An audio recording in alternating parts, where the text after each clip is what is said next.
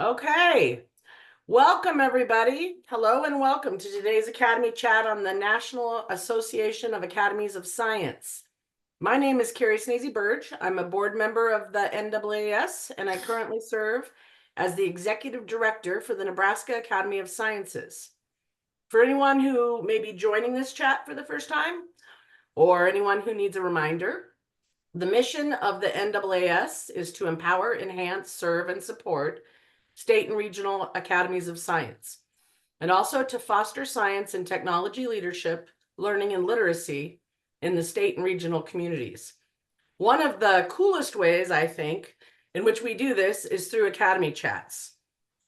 This webinar series is designed by and for academies of science, featuring both external speakers and highlighting individual academies and the work that they do. There's a wealth of shared information archived on the many topics germane to state and regional academies. You can find these on our website. I also want to take this moment to remind folks that we're having a fireside chat with Bruce Alberts entitled Why Trust Science? This chat is going to be held on Wednesday, October the 1st at 3 o'clock in the afternoon Eastern Time. And we're hoping to get a lot of folks to that. You can send it out to your members, and we would like that to be a big fireside chat. So please do share that information. At this time, we're going to go ahead and do introductions because we have enough folks, a few enough folks that are watching live that we can do that. So I've introduced myself. I'm going to pass it off here in a minute. But if you would you please add your state to your name on the screen? You can do that by clicking on the three dots at the top right. And then once we get all that, we'll know where everybody's from. In the meantime, Amanda, would you like to introduce yourself? Sure. I'm Amanda Fuller. I'm the past president of the National Association of Academies of Science, and I'm joining from the Kentucky Academy. Phil? Hello, my name is Philip Winchell. I'm the archivist of the National Association of Academy of Science, and I am joining from Ohio. Gretchen, you want to introduce yourself? You'll get a bigger chance in a minute, and plus I'm going to introduce you a little bit too, but go ahead, please. Yeah, I'm Gretchen Diaz. I'm the Executive Director at Ciencia Puerto Rico, based here in the island. John, I think you're up. Hi, I'm John Ducey. I'm Dean of Sciences and Technology at Nicholls State University in Thibodaux, Louisiana. And I am president of the Louisiana Academy of Sciences, who are celebrating their 100th year this year. Excellent. Craig, would you like to introduce yourself? Sure. So I'm Craig Group. I'm a professor at the University of Virginia, physics, and I'm the president-elect of the Virginia Academy of Science. Fantastic. Joy from Pennsylvania. Hi, I'm Joy Carness. I'm from Cedar Crest College. I'm a professor of biological sciences, and I represent the Pennsylvania Academy of Science. Great. Paloma, I think you're up. Hi, I'm Paloma Kuralik, and I work as a program coordinator at MIT for outreach. And I also work with Mandana Sasanfari, Massachusetts Junior Academy of Science. Fantastic, and welcome to you all. I don't believe that I missed anybody. If I did, feel free to talk over me here. But welcome. So today I'm very excited to welcome Dr. Gretchen Diaz, Director of the Science Program, Ciencia Puerto Rico. Please forgive my Spanish, it's very poor. I'm trying to remedy that through my son's education. Dr. Diaz's presentation is going to focus on public engagement work led by Ciencia Puerto Rico and techniques for effective engagement and learnings from their previous work. By way of a bit of background, in November of 2013, Dr. Diaz launched the Boricua blog hosted by Ciencia PR, The purpose of this blog is to focus attention on the scientific contributions of Latina and Hispanic women, and thereby motivate and set an example for future generations of female scientists. In 2014, Dr. Diaz started working at Puerto Rico Science, Technology, and Research Trust, where she oversaw the organization's grant programs. She joined Ciencia PR in 2017 as director of the Science Education Program, where she fosters the participation of STEM experts in K through 12 education, focusing specifically on providing opportunities for Latina girls and young women.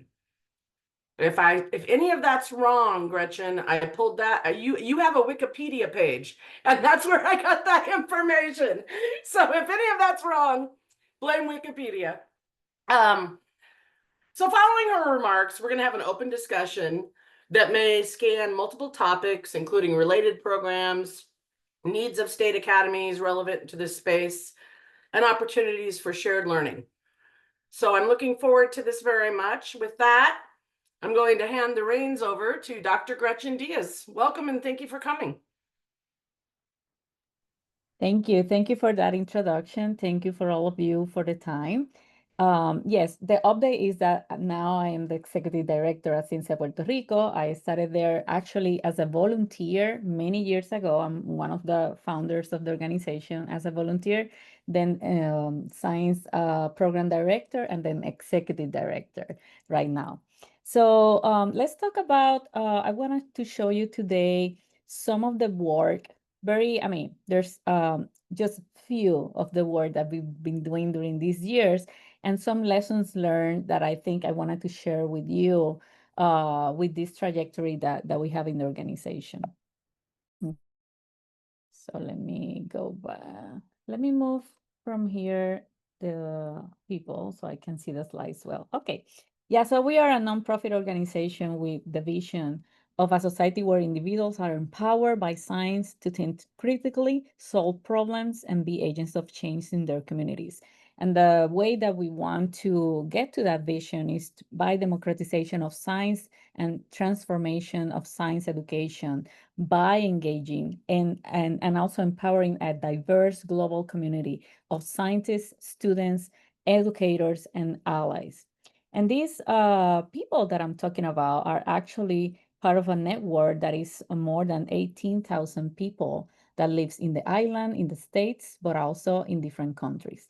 And the way that Ciencia Puerto Rico started was as a social network. Actually, you know that social networks right now is like something normal, but by the time that we started Ciencia Puerto Rico 2006, almost Facebook, LinkedIn were very not well known at that moment and not at the position they are right now. So at that time, that was a visionary idea of having scientists and people interested in Puerto Rico, in science and Puerto Rico, together in a social network.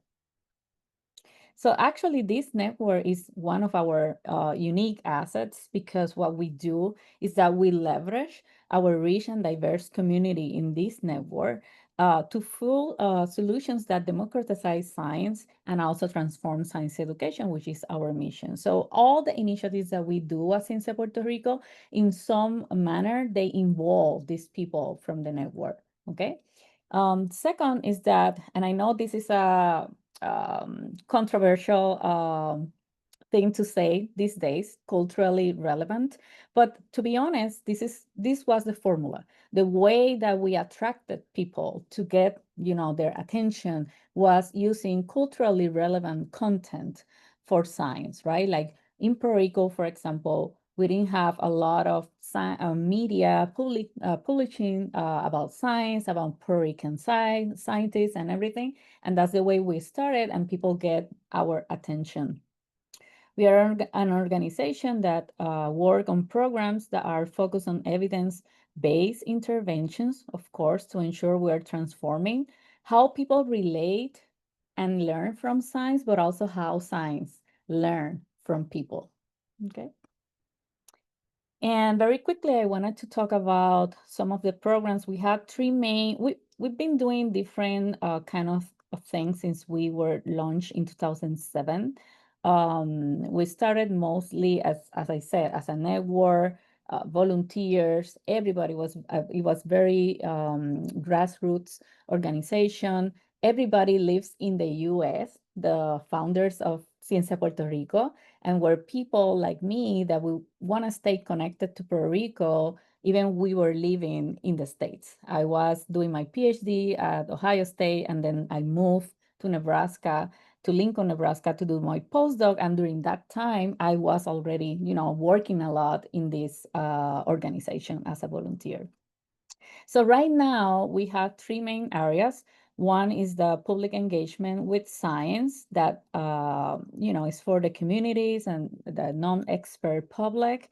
We have the science education unit, which is mainly for teachers and students, K-12. And then we have professional development, which is for early career, college students, STEM experts. I want to talk just few examples because we are focused on public engagement. I wanted to show you how do we work with public engagement in all these three units. So more obvious is obviously the first unit, which is about public engagement, is obviously the one that have the expertise people. We have there Dr. Monica Feliu-Moher, which is an expert in science communication, and she's the director of this unit to engage public and communities. And two examples that I wanted to give it to you is two programs or two initiatives. One is Aquí Nos Cuidamos, or We Care Each Other, or We Care. And this is a multimedia campaign that was in Spanish, culturally relevant, that we started by, when we have COVID-19 pandemic. And it was very important because in Puerto Rico, one of the ways that we tested that Ciencia Puerto Rico was actually a good model for get together all the scientists in Puerto Rico or interested in science in Puerto Rico was the pandemic. When the pandemic started, we make a call to all scientists and people interested to write articles, to write opinions, to write, to communicate what was happening during those days. And it was very effective in part because we were already organized, right?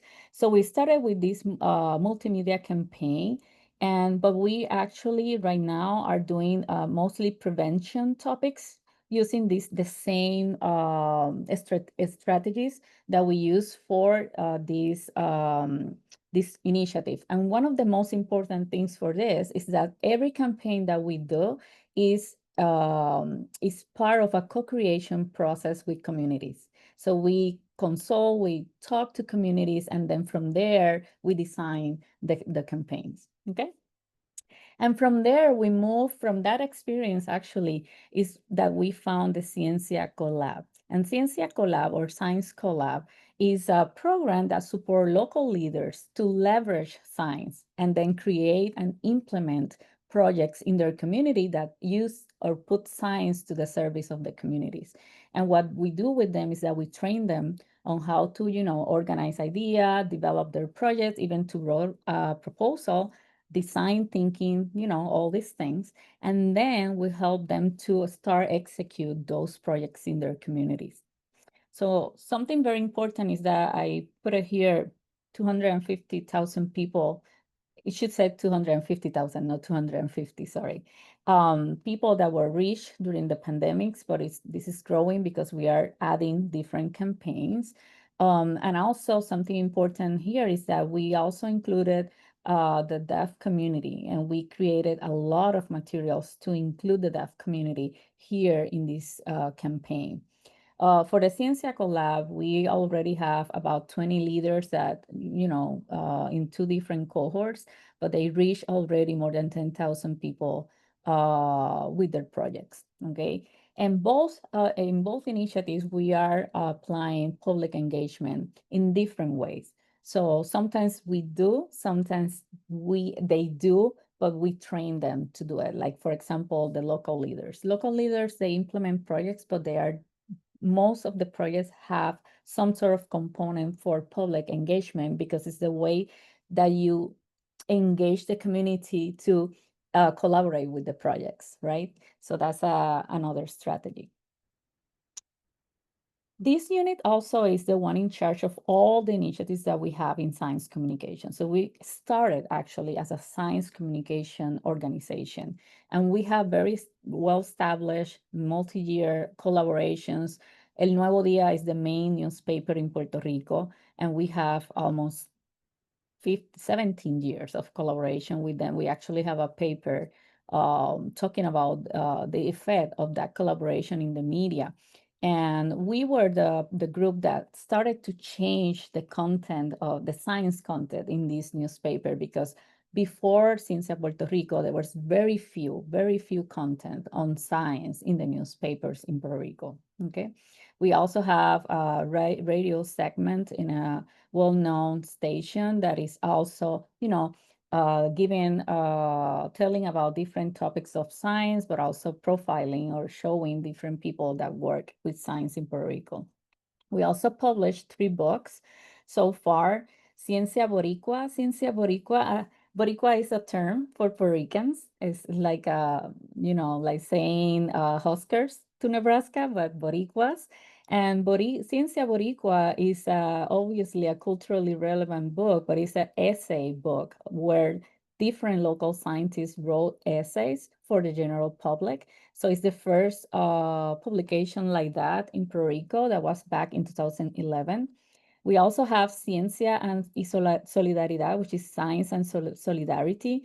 And that is a book about many of the leaders that were able to make their projects at their communities.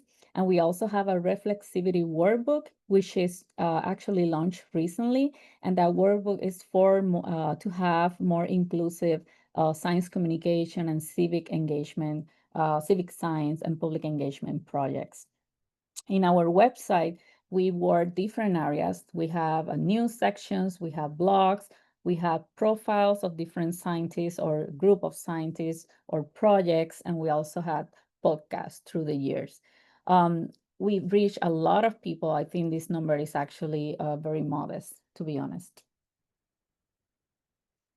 So this is not the only way that we were able to engage the public, because also the other 2 units are always incorporating, and they communicate to each other, and they're always incorporating this public engagement and outreach component, even if it's education or if it's professional development. And I will show you a few examples. So we have a project named Ciencia al Servicio, or Science for Service, that what it does is to bring together scientists and educators to co-create lessons that then they implement at the schools. So they have a summer workshop, they work together, not as mentors, it's just as a pair of colleagues, right? So they collaborate, they co-create these science lessons with the expertise of the scientist and the expertise of the teacher, and then the teacher go to the school and implement.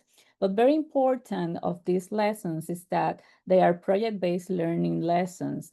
And as part of the scheme of these type of lessons, the students, when they implement, they have also to communicate to the public what they did. So what it was a requirement of the project is that once they finish their project, the students have to make a presentation and present that to the scholar community, not only to their group of students in the same classroom, but also to the director, to the janitor, to whoever is there at the school. So that's another example of how we try always to, add somehow these components for public engagement and outreach. So we don't want them to keep what they did at the classroom. We want them also to transfer knowledge and also to communicate. Another program, Científicos al Servicio, or Scientists for Service, have 2 components. One is school visits. And for that one, is a normal, kind of match schools with scientists, but they go to do role modeling, but also mentoring to the students. But then we also have a online talk component at YouTube, which is actually the most popular one in Puerto Rico. Our talks are in Spanish, and these talks have in between 500 to 1,000 students live in every talk. And we do 2 talks a week, almost 30 talks during the scholar year. And students go because they want to explore different STEM careers. And they also want to know scientists and know about science. But the curious thing about this is that it's made for middle school and high school students, but we have a lot of general public that is going to see and take a look. Also the parents of the students. This is out of school initiative, is out of the school, times. And we have usually, for example, something that is attracting to them is that we give them a digital certificate of participation if you complete the talks.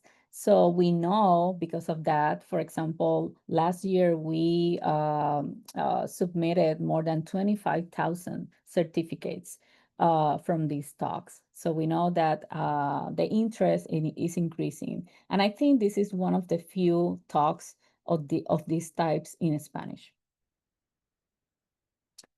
We also have in the education unit the STEM Girls Ambassadors program, which is called Seed of Success.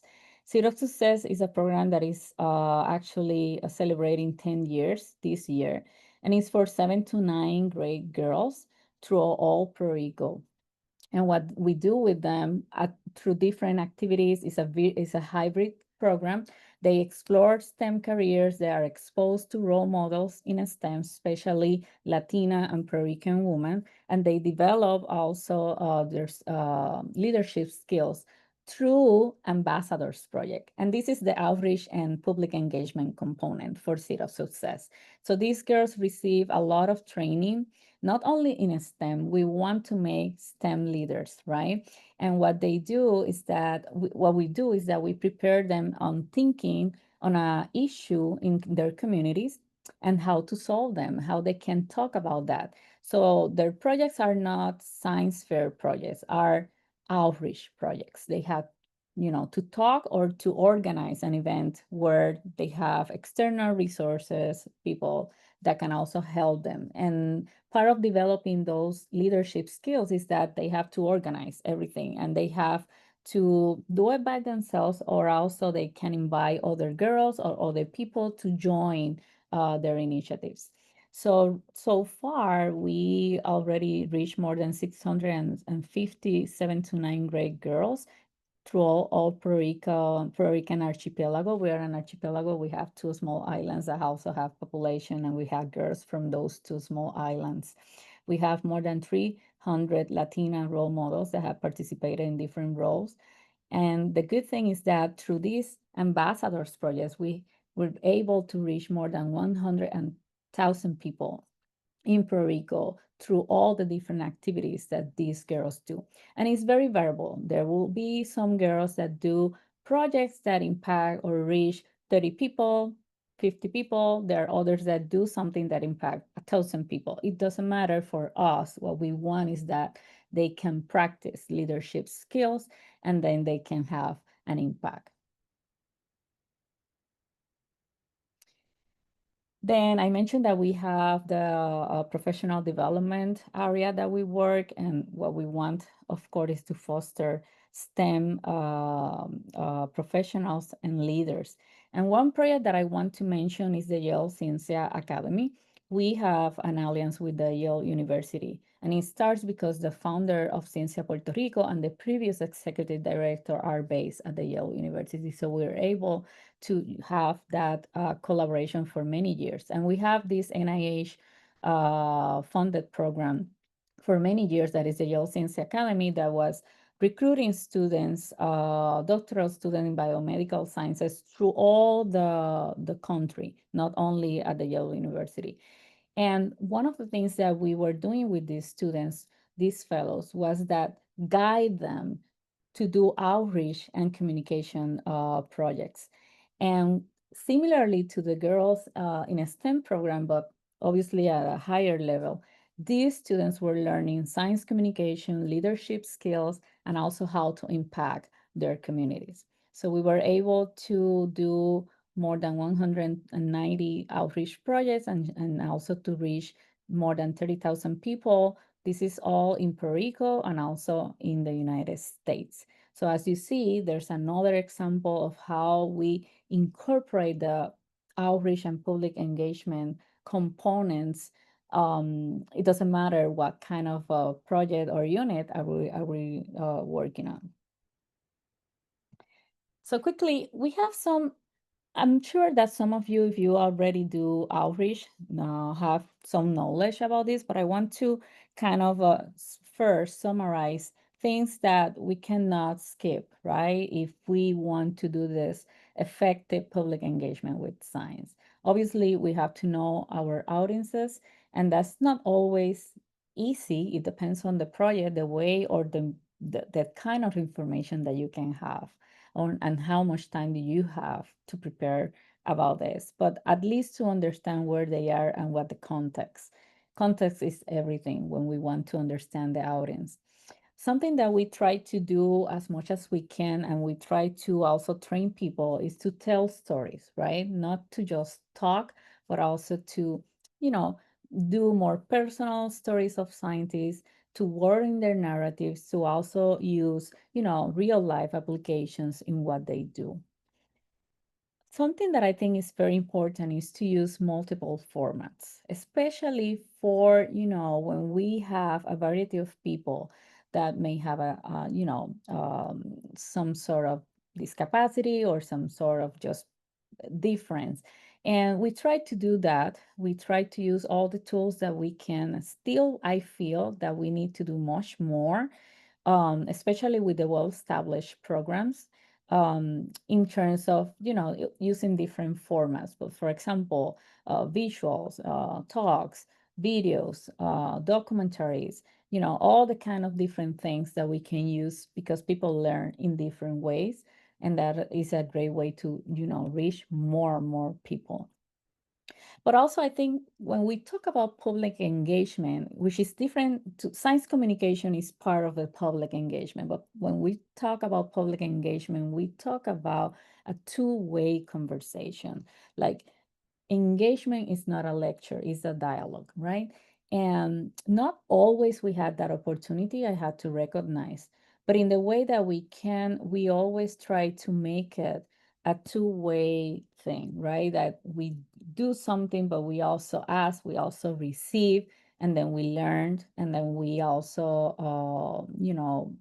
grow what we are doing. We encourage people to do questions, to send us or to give us feedback. But also, I think the ultimate goal when you talk about public engagement with science is the co-creation, is to put in them to create something with what they learned. And that's I will say that's the most difficult part. It will take more effort. It's like in social networks, when you talk about reach in social network, what you want at the end is that people share your content, right? But here, what we want is that people make something about what they learn, about what they receive. Also, obviously, to make it relevant, current events, local issues, personal impact. For us, this is crucial, right? When people don't feel related to what you talk or what you try to do, they just don't like it, they won't pay attention. But also, I think it's one of the most important tools when you want to present an approach to communities, right? I think it's important always to understand that we cannot go to communities and say, hey, you have to do this. I have the solution for your problems. We have to talk to communities, get their feedback, understand them, and then bring solutions. And actually not bring solutions, co-create solutions with them. I will say harness emotions and creativity. Sometimes for some people, this is difficult. And that's why there's people that just don't like outreach or public science communication or anything. I recognize this is not for everybody. But I think what is important is that even if you don't like to do this type of work, that you recognize that it's important for science. Obviously, I will say to practice inclusive engagement, accessible language, different formats, but also very important, the representation part, because I think one of the, especially for students, one of the things that motivates them the most in our experience is that when we present people that looks like them, they feel more identified, so they really get more included into the conversations or the activities. And also it's a generational thing. Sometimes, okay, I'm a Puerto Rican, I go there, but if it's elementary school, maybe go with another younger person also, because the generations are also important. Also, it's very important is to evaluate and adapt, right? Ask, collect that feedback, and then improve. We've been doing that for a long time. And the things that we did 10, 15 years ago obviously are not the same. We have the same spirit, but we've been learning a lot and how things are evolving in public engagement, education, science communication, and outreach. And I will say as a bonus that being authentic, it matters. Sometimes we don't have the best skills or strategies for communicating or to engage the public. But I think that when the public and people feel that you are authentic and you are passionate about what you're doing or what you're showing to them or telling to them, that works. And that can also, kind of work even if you don't make, or you are not the expert on outreach or public engagement. But I think I will say that the most important thing for Ciencia Puerto Rico, that it guarantees our success, is bringing it all together. Scientists, educators, students, and communities. If you see all the projects that I showed you before, somehow they have all these elements. Sometimes they have, more students than scientists and educators, but at the end, we feel that if we do this integration, then we can have a more complete approach for everybody. Okay, so when we work with communities, we bring scientists, communities can also do something with students, educators, we try all the time to mix all these components as just a general strategy from the organization. And I think we've been very successful on doing these things during these years. Just to mention, we've been, we had many different recognitions, but I think there's just 3 examples of some that are important in terms of education and public engagement. And I just wanted to show it here. And obviously this is a work of a lot of people, but it's a small group, so we do a lot of work. But the most important thing, as I mentioned, we are very authentic and we are very passionate of what we do. So I'm very proud of this team. And I think that's it. Here is information on social network, our website, which actually I will invite you to come back by November, December, because we are launching a new website. And that's it. I'm open to comments and questions. Thank you for having me. Excellent. Thank you so much. This is so inspiring. I mean, I think this is why I'm so glad that we have included you in our community, because the mission of Ciencia Puerto Rico in terms of serving Puerto Rico with science is, really the same as the mission of the state academies, and, serving their own states with science and connecting scientists into all these different corners. So I really appreciate particularly all these programs and how they're leveraging your biggest asset, which is your network of scientists all over the world, right? So I just love that, and it's giving me lots of ideas. So I am interested to hear from other folks on the call, like what questions do you have? For Gretchen, I have a few, but I'd like to open it up for you all to ask questions and also share what you are doing in public engagement and any ideas or, things you'd like to share or Great. ideas. I would love to hear also what other people are doing.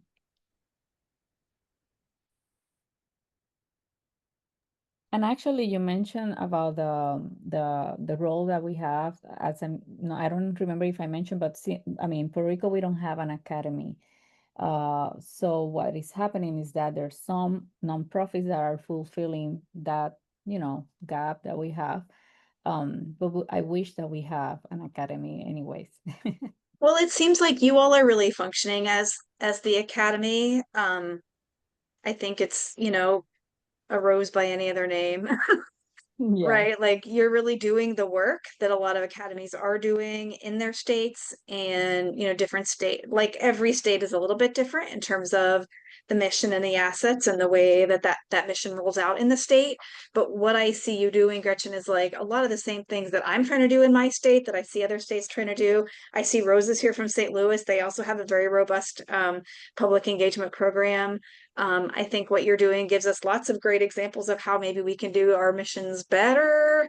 And that's why I think this is such a great community, that we learn a lot from each other on these academy chats. So yes, everyone, and folks who came on late, I know Dan, you popped on late, and Rose, you came on a little bit after we started. If you all would like to introduce yourself or pop your introductions in the chat, we can do that too. But yes, please. Joy, did you have a question? Craig has a question. Go ahead.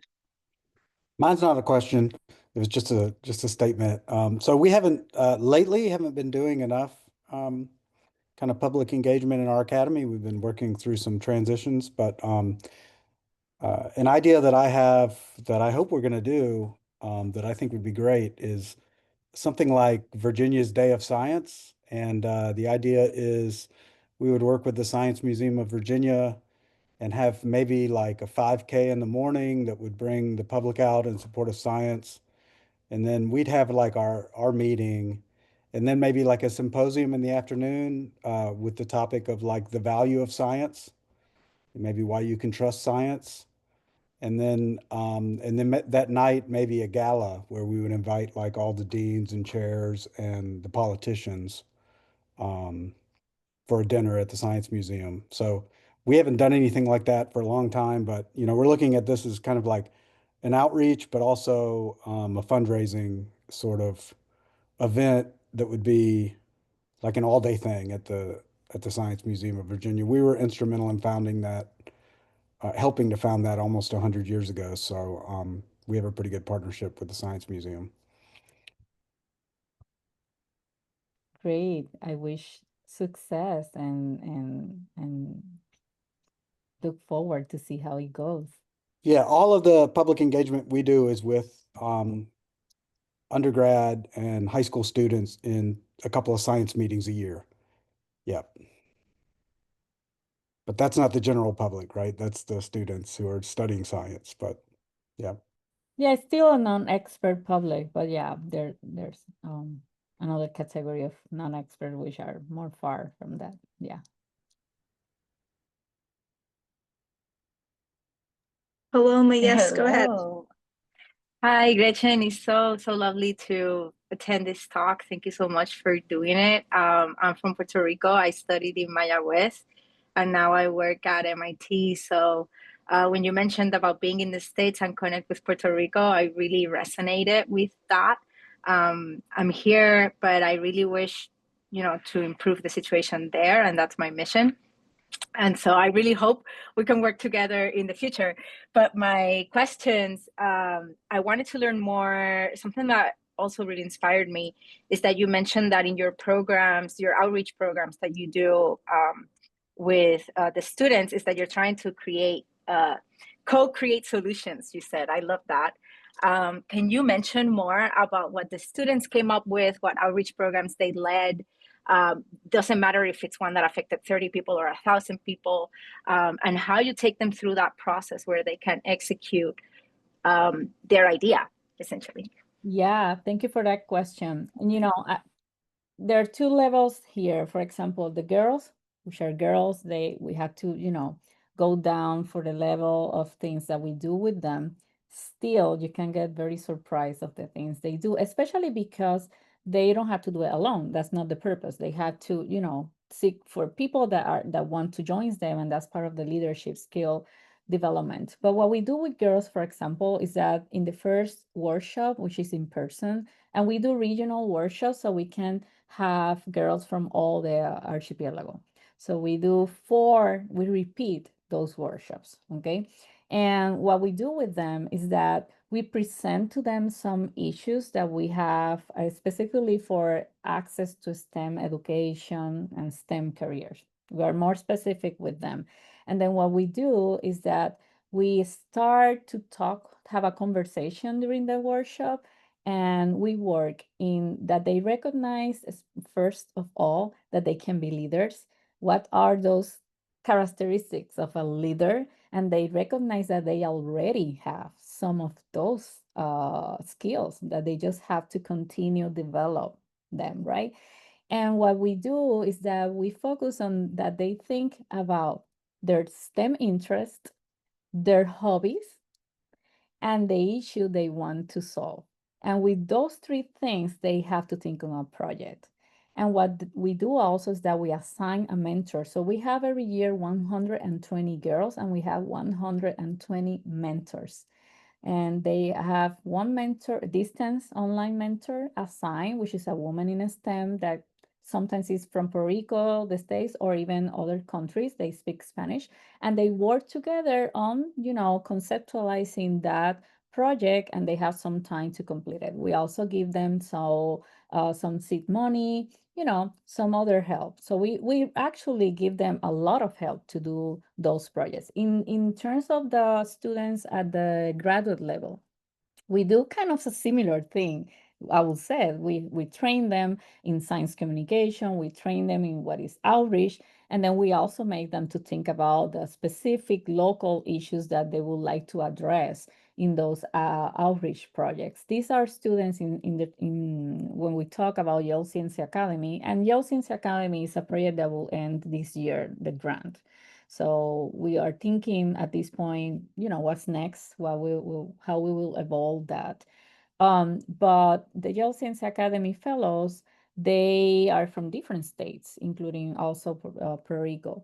And they focus on specific things that they want to solve or address, as I mentioned. And with all the trainings that they receive, then they put all of that in practice. And the type of projects that we have, actually, we have right now some other new organizations in science communication and outreach that they were initially a project of a Yale Ciencia fellow.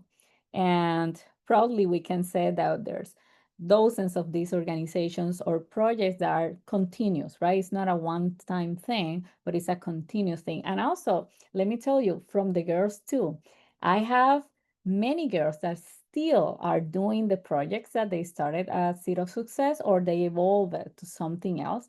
I have the pleasure to go sometimes to some schools, and they say, oh, this project that we have here was started by a girl 3 years ago, 4 years ago, and they just, pass the torch to another one. So one of what also that I think it is important to mention, if you see, what we do is to build on what we have, right? We have a program, we build and put other pieces, right? We connect. For example, Científicos al Servicio is something that came originally from Ciencia al Servicio, the co-creation project. And what we do, that allows us to have a sustained approach, right? Like Seed of Success is a project that's been 10 years. Ciencia al Servicio, Científicos al Servicio, 7, 8 years. These are projects that still have much more to do. And what we will do is just to build on that and evolve those projects. We try to do that because that's allow us to learn and, to iterate, but also because it allows us to do some research, right? For example, for the Seed of Success program for the girls in STEM, we follow these girls up to 6 years after they finished. And we have an IRB for this program, right? Right now I'm working on IRB for the visits to the schools too. So that's something that sometimes I see is different in Ciencia Puerto Rico than some other local organizations, that sometimes the initiatives are more dependent on the money, which I understand, but we actually fight a lot to maintain programs besides of the money situation. Thank you. Thank you so much. That's very inspiring. I have more questions, but I actually want to give a chance to everyone else. And then, but it sounds amazing. And yeah, I'm very, very inspired, and I'm eager to learn more about each of the efforts and the students themselves that are participating. Yeah. Just in case, I just left my email on the chat. you. And yes, before we forget, I do want to get your slides, if you don't mind to share those, and then we'll post Yeah. those at our website with the recording. So folks who missed it or who want to go back and watch later. Sure. Dan mentioned that he's multitasking and he isn't able to give his full attention, but yes, we will have everything up on the website after, and you can come I've been back and there also. revisit. So, yeah. Absolutely, absolutely. What other questions do people have? I also have a pile of them, but I would love to give space for other folks.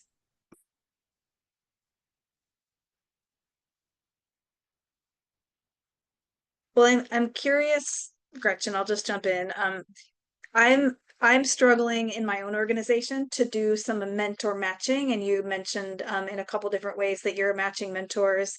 We're trying to do, like you are, matching scientists with K-12 teachers, and we're also trying to match scientists with youth. And I wonder if you want to talk through any of the challenges or logistics and how do you do that? Like I'm trying to take people's interests and do some qualitative matching, like who's the best person, what are they interested in, and do all of this. And it's a very messy spreadsheet, and I'm just in over my head.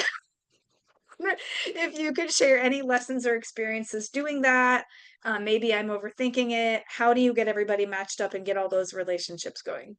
Yeah, this is something that we were scared at the beginning on doing it because we know it's not easy, but also when you're working with kids, you have to also be careful, right? And we've been, let's say polishing this thing.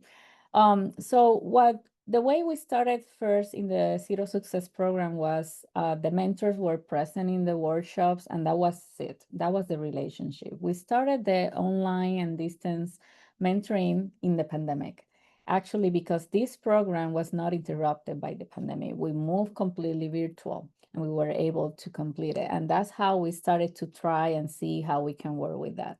So we do a couple of things. One is that we do a call enough long, and we give time to people to really do that awareness, and through all our platforms we share to many companies. And let me clarify that, as I mentioned here in this slide, we have some corporate donations, right? So one of the things that we do is that we offer those corporates to bring volunteers, especially a woman in STEM in the case of the Zero Success program. So we already, as part of the deal, we give them spaces. Oh, you give me this money, I give you 5 spaces for mentors. And they have to have this profile. And we are very specific, I'm very thoughtful about the qualifications of this person. And what they do is that they communicate that to their employees, and they don't do anything else. The employee then come to us to a link, and then we work with them. That's one thing that we have to ensure that we have many. And we have many corporate donations for Zero Success, believe it or not. This is the most charismatic program that we have in Ciencia PR and the most well-recognized. So the other is that obviously we reach the universities in Puerto Rico. We have many university campuses in Puerto Rico, and we do also the outreach with different allies, with different program coordinators and people that have access to advanced undergrads and also to graduate students. And the other is that we also use our platform. So what we do is that we have a call that have time enough, to people to get the notifications, and they do. Once we have that, we filter, we check if they really, have the requirements that we ask for. And we give them also tools, because we give them an orientation, we give them a workshop on how to work with girls. We have a resource for Girl Scouts that help them on how to navigate mentorship, girls mentorship. And you know what? We do background checks for them, but we didn't do that couple of years ago when we started, we do background checks, especially even if they're international, especially if they are international, and they have to do all. So it's a process. It's not, you know, that easy, but it takes some time. It's more elaborate, but at the end the results are better because then these people, they don't fill the application unless they think they can accomplish what we are looking for, right? So we are very, very informative in that first application of what is your role, what is the type of work that you will do. And we try also not to be, I mean, they don't have to meet every week or so. They meet as needed. We also, something that I think is very important that helps a lot is that we do a first online group mentoring. So we make all the mentors and all the girls to get together. We have breakout rooms. They started to work on their projects, which was the assignment from the in-person workshop. And from there, after they have at least a chance to meet for a first time and break that ice, then they meet as they need. There's some girls that they need more, others not, and there's some you know, mentors that they just like to meet. I mean, it's very variable, but we give them some minimum requirements. So we are very worried. I mean, we take care of that. The experience for the girls, but also for the mentors are good. So we monitor, we also survey the mentors. So it's a very complete mentoring component, I will say, for the online component. We still do mentoring in person, but it's more a one-day company and things like that during the workshops. Just quickly, how long is the program? Yeah, this program is a school year, so they start in August. They have a graduation in May, which actually they have a white coat ceremony during the graduation. It's very nice and very, you know, powerful. But the mentoring component is from September to April, which is the period that they have to work with the projects. Mm-hmm. We have Philip, I think. Hello, Hello, Gretchen. This is Philip from Ohio. You mentioned this briefly. If I could get a little bit more detail, how do you go about doing your background checks for your adult volunteers? And second, do you require any kind of in-person or online child safety training for those volunteers? Great question.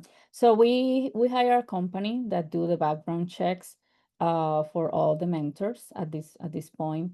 And we do several things. We have a guide for mentors. We have a guide for everyone. We have a guide for girls. We have a guide for mentors.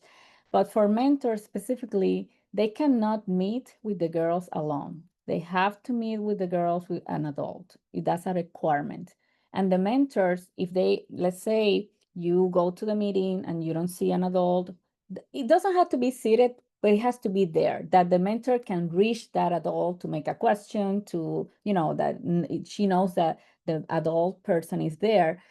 If that doesn't happen, the mentor has to cancel the meeting and postpone for another time. And we guide also the parents. So parents receive an orientation before the program starts to also make sure that that happens. And we do something else. In the Mentors Guide, we give them local numbers for the line, you know, number lines that for police, because every adult is required that if they see some kind of signal of abuse or something, they should tell police, right? I think that's kind of standard. I don't know. But at least in Puerto Rico, we have that obligation, civic obligation. So we give them also that information. In case you learn something, you can tell us, but as a citizen, you have to do that. I'm sure that we can do even more and more, and things are getting, you know, with cybersecurity and all these things get more complicated. So we are always looking, you know, on how we will handle these things. Every year we learn something. You know, something new, something, you know, sometimes there's a surprise, situations that we don't expect or stuff. But at least at this point, to be honest, we didn't have any bad situation, something that, you know, that is something that we have to worry as an organization. And I think it's because we have a lot of precautions. Yeah. Does that answer? Thank you. Yes. Do you have one particular online training program that you've found effective? We do our own.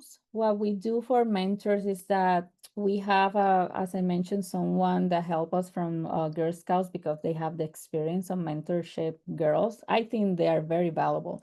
And I learned that from another program because I was in 2019 selected as a AAAS ambassador, and they bring us a Girl Scout resource person to teach us on how to mentor girls. And I say, oh, wait, these are the best people to do this thing. They have the knowledge and the experience in all the stages. And what I do from now is that I integrate them into our preparations, and not only for them. I didn't mention because that program doesn't have a public engagement component, but we have a follow-up program for girls 9 to 11 with the L'Oreal company, which is for girls in science. And that program, these girls are mentors of the Seed of Success girls too.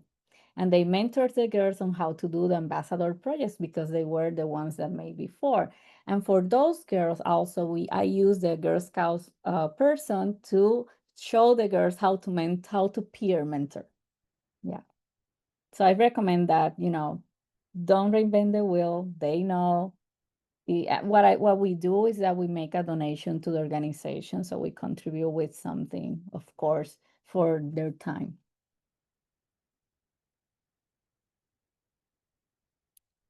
Thank you for your question.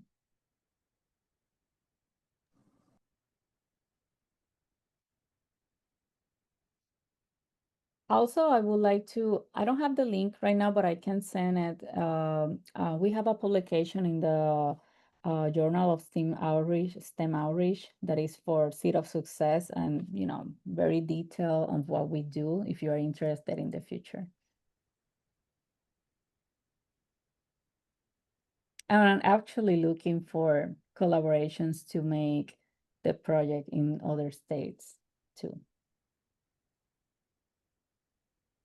And this is a model I will tell you that is for, we make it for girls, but it actually, I know that will work for girls and boys. And it actually could be adapted to one discipline. For example, we are STEM general, but if you want to do something like that for computing or for mathematics or things like that, I think the model should work. So we are more than happy to share more later.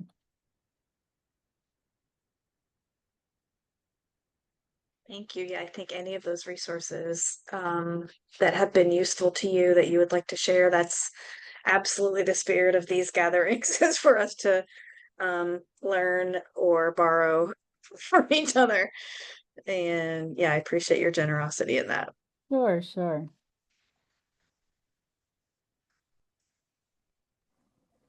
Something that I will also mention, I mentioned before that we will launch a new website soon. One of the things that we will start to do are organizational memberships. These are free, but what we want is to, have partner organizations. If you want to know about what we're doing or how to collaborate with CINSE Puerto Rico, I will encourage you, as I mentioned, come back by November, December to our website, because we will have that. And it will be very easy. And if you have a LinkedIn profile already, you can just use your LinkedIn profile. But we wish to, kind of have that new network of organizations, not only individuals, that, for example, things, how it could be beneficial. For example, if you have events, if you want to recruit young people or resources from Puerto Rico, we can advertise, we can, share that information, and it's more easy if you are part of the network. So that's one of the purposes. And something else that I want to mention that maybe, and actually it's kind of a question too. We are working right now with this organizational membership with a double purpose, not only to make the network, but also to start mapping in Puerto Rico the STEM assets that we have, like through all the archipelago. Do you have initiatives like, did you have maps in your states of the education initiatives or things like that? Because we are trying to do that. I mean, I'm sure Puerto Rico is smaller than many places, of course, but even if it's a small place, we feel that we don't communicate very well between initiatives, and sometimes we are redundant, and those sort of things. So trying to avoid that, we will start through that organizational membership. Also, we have a survey to start mapping, and you will see at the website a map that will locate all the STEM assets that we have in Puerto Rico. I love that. I'm just a map nerd in general, so that appeals to me so much. Okay. The closest thing that I've seen, I think we stole this idea originally from Alabama, but Alabama has a science trail, which is like some different science sites that are like educational kind of places, public places. We did this in Kentucky, totally stole their idea, and we made a science trail for Kentucky, where it's like different museums and parks and places to go out and different places to learn something about science. And so we have that on our website as a map. I think that's part of what you're describing, but it's a place where people can go and engage and learn something about science, on their own, as opposed to, participating formally with a program. But yeah, I love the map idea. I think that just appeals to, like, for an academy that's working at a state level in a pretty defined area. These are places that you could go to in a few hours or in a day, so I love that. Yeah, and I will be happy to later because we are expecting to have a report on that once we reach, certain point, because we feel that with that we will be able to kind of see the gaps that we have. For example, do we have more programs for high schoolers, middle schoolers than elementary school? Do we have for sure more programs in the metro area than in the rest of the island? What are the opportunities that we see? And I think that could be also informative for people out of Puerto Rico, because if they want to collaborate with people in Puerto Rico, we can identify together where the Yes. gaps are. Yeah. Yes, definitely. Yeah. Philip, go ahead. And then Paloma. Philip, you're muted. There I go. Gretchen, how does your organization interface, if at all, with the organization in Puerto Rico that sends students to the International Science and Engineering Fair? Is there any connection? Yes. Well, we're working on that too. And I mentioned because it's some developing thing, right? But we collaborate for many years with a forum that we have in Puerto Rico that brings international students to Puerto Rico and mix together with the local ones. But these organizers have what they call accreditations to go to different international meetings in Mexico, in Paraguay, in Chile, in Asia, in different places. This is a long time work they've been doing, and they were getting this accreditation. So what they do is that for the winners of the different categories, they give this accreditation so they can travel and do, international science fairs. For example, we have 6 students from this year that will go to Dubai next week. And we are actually looking for, improving this. There's a barrier, of course, of money, right? Because you give them the accreditation, but how do they pay to go to Dubai or places like that? It's not easy. Fortunately, they were able to find money, but I think that's an aspect that we had to work on. But at least what I did as an organization is that instead of doing my own forum, I joined these people that they already been there for 10 years, and we are working together on improving their forum. And then we already take advantage of the things that they already have to offer. Yeah. Okay. Right. My question was about the previous topic, but I am I am interested in knowing. So in Puerto Rico, the Department of Education is the one that sends the students to ISEF. Mhm. And Ciencia en Tus Manos has started to get involved to help train them. Do you have any interest or any insight or any, like anything related to this Yes. going on or want to work in? Yeah. Ciencia en Tus Manos is one of those projects that I mentioned that started Yeah. from the Ciencia Academy.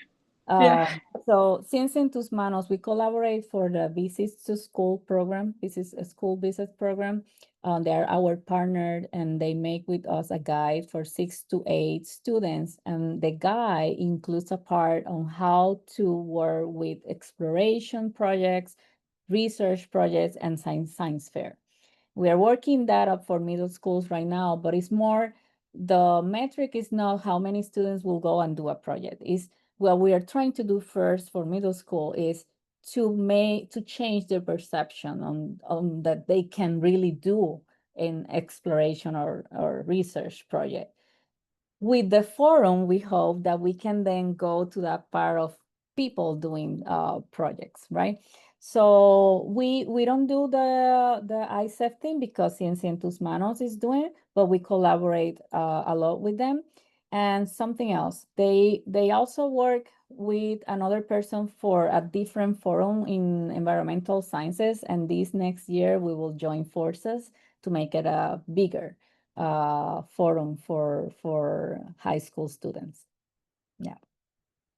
That sounds really great. And then my second question was the map of resources. Like I wholeheartedly agree. There's so many very small kind of local, not small, but just very local initiatives in Puerto Rico, and people don't know about it.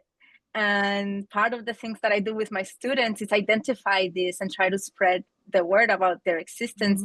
And one of the things I wanted to do was to formalize it. So actually, I'm very interested in contributing in the map of resources for sure. Yeah. And then but then the one of the things I struggle with or that I really want to know more about is how do you identify the needs of each, community, which there are commonalities, but a lot of them are also different. Where one community might need more help, like applying to college, because only 30% of students go to college, but then another one might be a little bit more advanced, and then they need help with the science fair, right? So my question is if you have any systematic way of identifying needs, or if there's any efforts there. Yeah, not really a systematic way, but one of the things that we want to implement with this survey, which is specifically for people that have active initiatives in STEM, is that there are questions about that. Like, what are your barriers implementing this project? What type of collaboration are you looking for, specifically for this area? In terms of when we go to places, we always try to get, we like to get data to understand and work.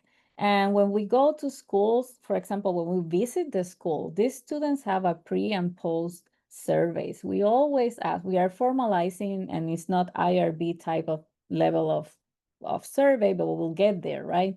And we do it all the time, even it's a satisfaction survey, but we try to, not going anywhere without any sort of feedback tool, because we had to get, that is very valuable. When you go to a school, you want to understand what they get from you, what they like and what they not, so we can iterate.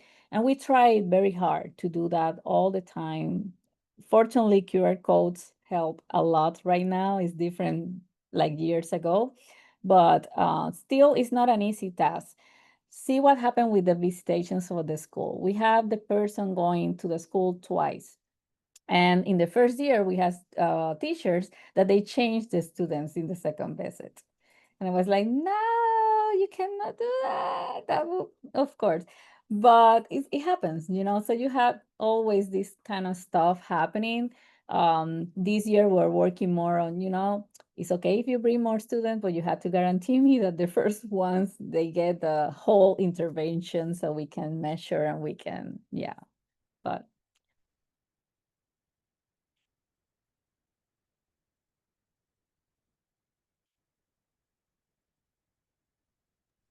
Do any of you want to share anything else you're doing in your own organizations that is engagement related? I'd love to hear from other folks if you have projects that you're doing. I'll jump in. Shocker.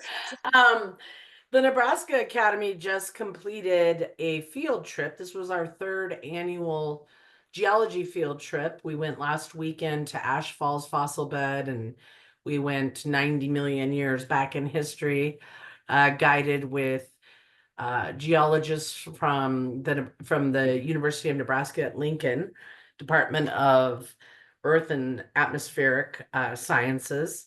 And we had 3 other participating faculty from 3 other colleges: Chadron State College, Doane University rather, and Creighton University. And then we also had K through 12 teachers who came and participated, and some college and high school students. We have been doing 2 field trips a year annually. We do the geology one each fall, and then we do a crane migration phenomenon field trip in the spring, because Nebraska is right where all of the sandhill cranes fly through. And we utilize ornithologists from the University of Nebraska at Kearney for that purpose. And the field trips have been great, a really great way of bringing faculty and folks from across our state together, both for networking and collaboration and all of that. So I'm very pleased with how those are going. And then we're just now trying to start, and actually, Gretchen, I was going to ask you, I missed part of your speech and I apologize for that, but we're also trying to start a new program that is, we're calling them Science Teach-ins, with the view of providing science literacy to the greater public. And the question specifically I have for you about those, because we're just starting them up, is I caught the part where you were talking about how you guys had been out there with COVID and talking to groups about COVID. And this is kind of in line with what we want to do. We want to talk about science, trusting science, believing in science, advocating for science on issues that are, in the news. So we want to have a vaccination teach-in where we have faculty members who are just talking about the history of vaccines and the process that you have to go through to have a vaccine approved and how vaccines work and all of that. We have a climate change one. And I've received a little bit of pushback from folks who I think are reticent to tackle these issues that should not be controversial, but are. I don't know if you can elaborate on anything that you experienced as you were doing COVID, or ways that you maybe worked through that, but that would be helpful to me, or if anyone else has any thoughts about, I made a joke to a faculty member that was like, oh no, we don't want to talk about those issues. And I said, well, we're not trying to get people to register to vote here. We're just talking about science, just the facts of science. And it is under attack. And I think that the local academies, the community academies, have sort of a responsibility to come forward and say and protect it. And anyway, so I would be curious to know if you had any thoughts on that, or if anyone else does, how you kind of work through those. Well, I can start. The things that I mentioned when I was giving some, some things that we learned through history with public engagement. At the end, all of those things, what it makes is to build trust. I think it's very important. And before we jump in with things, try to make these communities to trust the people who are going to do those interventions. I know that sometimes that could get a lot of time, but I think that if you focus on, low-hanging fruits strategies where you can build that trust.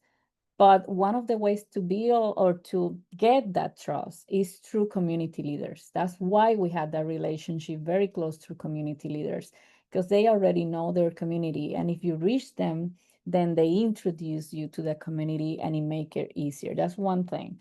I think the other is that one of the problems that we faced during the pandemic was, which I think was a very huge mistake from the scientific community, is that when we have people that from the general public talking about conspiracy theories and stuff like that, or things like related to, bioterrorism and stuff like that, there were scientists that were not empathetic. They were kind of joking about those things. And I think that we've been many years saying that they are microbes and toxins and stuff that can kill people. Why, if people think there was maybe an intentional reason to do this during the pandemic, why we will joke about that? We cannot, because we show them that's possible. What we have to do is to then change the narrative and say, hey, there's no evidence for that, and then go from there. And one thing also that I learned is that the main problem that I saw during using the pandemic as an example, but it will apply to many things, is that people, the general public, they don't understand the rigorosity of science. They don't understand that science change with time, that maybe we said something now that in 10 years is different, but that's the nature of science. Because they don't understand that, they believe we're lying. They believe that we are not trusted. And I think it's in that education and that communication is important, not only to address the issue, but also how science go and make those conclusions. And it's complex, but we have to find words and ways to make people to understand, hey, this is what we know now, with the knowledge that we know, with the tools and the technology, and this is what the evidence says. That could be different in the future, but that doesn't mean science is not good. It means it just changed, and that's natural. And I think most people don't understand that.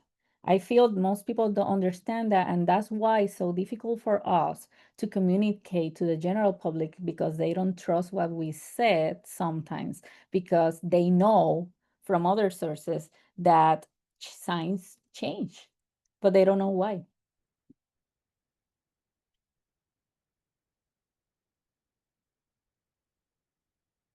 Anyone else?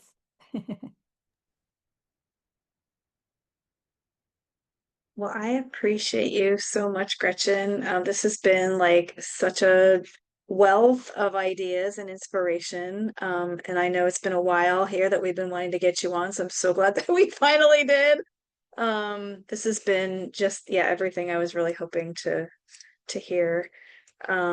I want to remind folks that we will have the recording from this session on our website.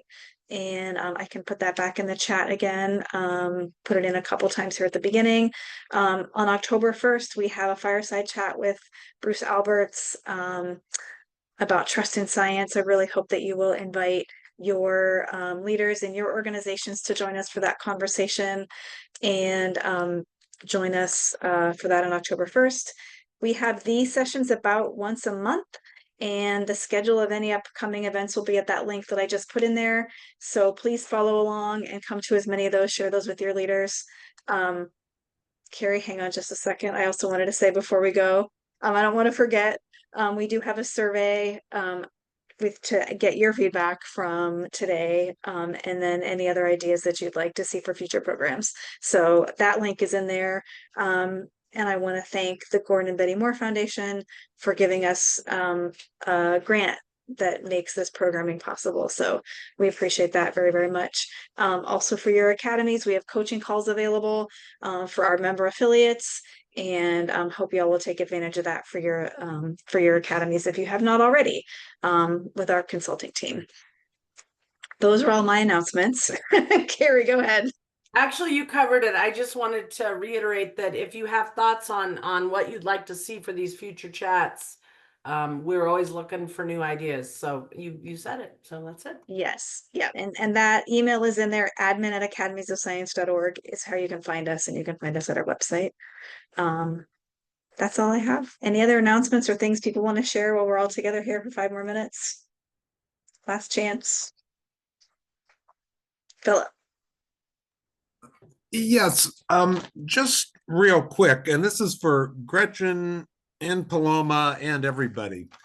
How are we working on a clear path to get students from Puerto Rico to the AJAS?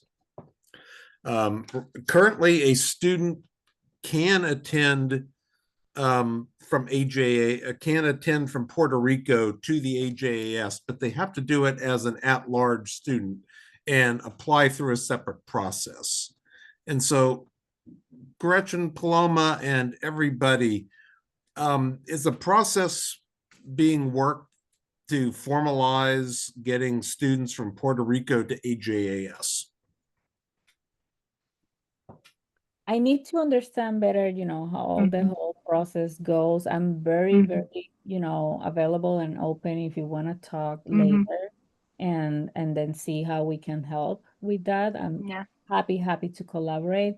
Sometimes, usually, you know, information flows more from teachers to students in our experience.